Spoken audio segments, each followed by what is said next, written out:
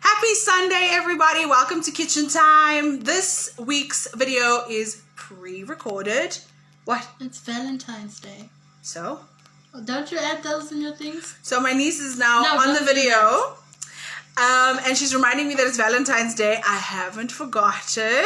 Happy Valentine's Day. The reason that I haven't stopped recording is because this is normally done live and those kinds of things happen often.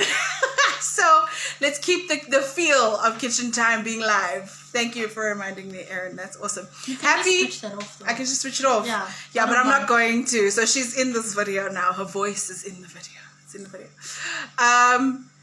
Happy Valentine's Day, everybody. It is the 14th of February. Yay! I'm excited. It's 2 days before my birthday, so I'm very, very excited because this week is going to be amazing. I can feel it. And today's Kitchen Time is recorded because we all know my daughter struggle with midnight. So once midnight kicks in, then I will upload it. But I can't say happy Sunday on Monday morning. It just doesn't feel right. So that's why we're recording today. We normally go live because people leave comments and questions and stuff on Facebook. But if you'd still like to leave comments and questions afterwards, it's more than welcome. So thank you so much for tuning in, guys. Today is, because it's Valentine's Day, the topic today is make it weird.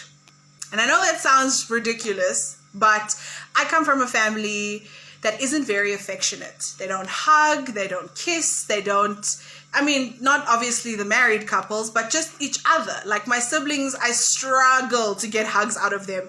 And I am a hugger.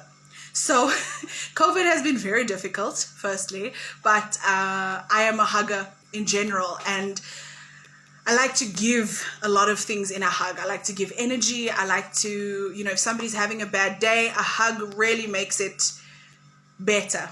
It really does make it better. And I've also found that the friends in my life who are not energy vampires, which we've spoken about in the past, the ones who are giving and who are loving and encouraging and who come with a good energy, when I'm feeling down, a hug really makes me feel a lot better. So that's the one aspect of today. Make it weird. Hug the people in your life who find it very awkward to hug.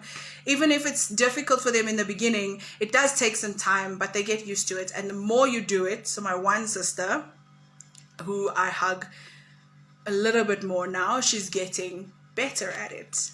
And on my last trip, so I take a birthday trip every year. On my last trip, she surprised me at the airport. Not this time, because obviously I can't go anywhere. I did go somewhere though. Shout out to my peeps. We just actually got back. Shout out to my sisters who took me on her birthday weekend locally. Thank you guys. I love you so much. Thank you. But last year I went somewhere internationally and she surprised me at the airport and hugged me longer than I've ever been hugged by her in my entire life, but also longer than I hug. So that was progress. So keep hugging your non-huggers. And the biggest part of today's one is emotionally making it weird. So let me explain. I have a want or a need to compliment or tell the people who I admire how much I admire them and give them the kind of insight into what I see them as. Because I've met some incredible people in my life. People who find it awkward when you compliment them. So some are great at it because they're secure in themselves and they take the compliment with a very nice, thank you so much, I appreciate your kind words. But others get very, very shy. They get very shy. So before I do it now, and even to people close to me, I say, you know what? I start with a sentence. I say, you know what? I'd really like to tell you how amazing you are. But if I do, it's going to get weird. Like it's going to get awkward. If I tell you how much I think about you, not how much I think about you.